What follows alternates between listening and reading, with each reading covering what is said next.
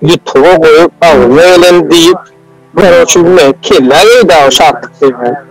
Yani şartlık şıkıyım için. Şartlık şıkıyım o. Belki ne de ben kalkmak kullanışı bu müştahını yoluşuyor.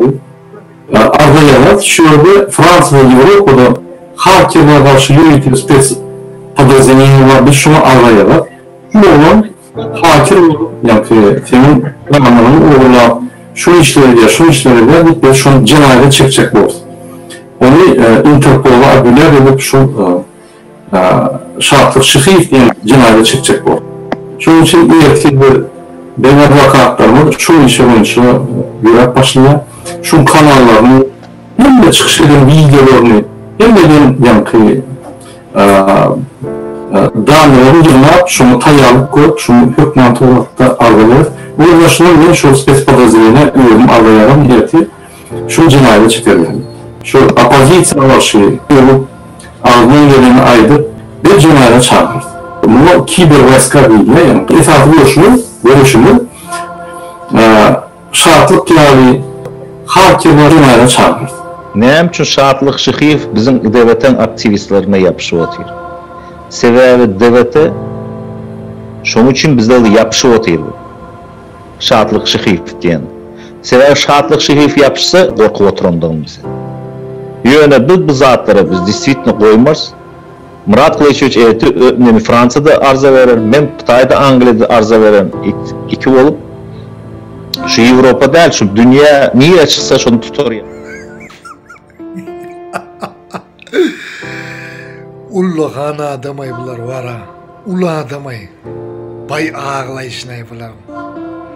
Ay günüňe de ýanayyn siziňe mara.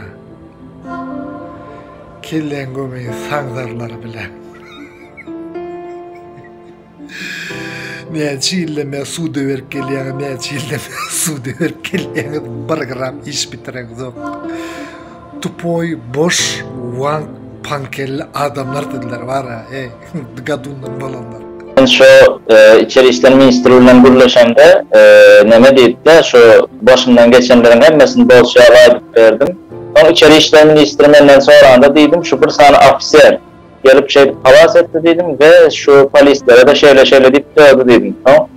Şu anda ministrin aydan geldi, sen dedi arkayın ol dedi, dostlarımın dedi bir günün içinde çıkar dedi, dedi, men söz veriyen dedi. Şu dostlarım deport olup gitmeli Samalyodunda dedi, şu Pasolstvan Garavulundan başlığına dedi, hemmesini ben özüm deport edip mindirip verecek dedi.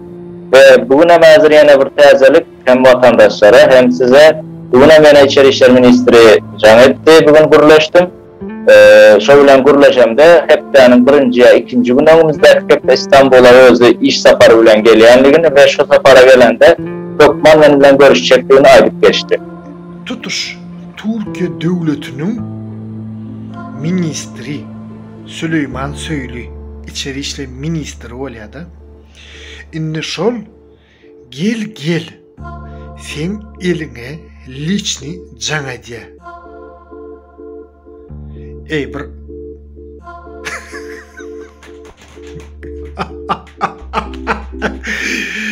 ey vay ey sen vara kelle nirede o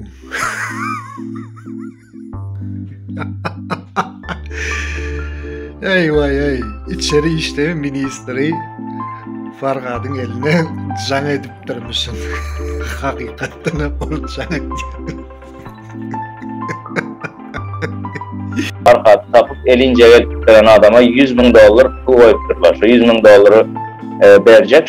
Şu iş olmanka, tut olmanka getirip bizim elimize vermeli. Terede buna teredin ha adamı. $100.000. Aho.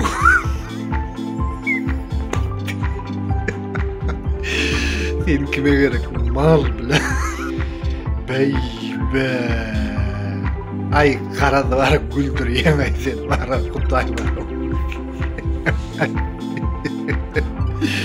Adamlar jongal tupoymay bile. Şungalak adamlara inanıp.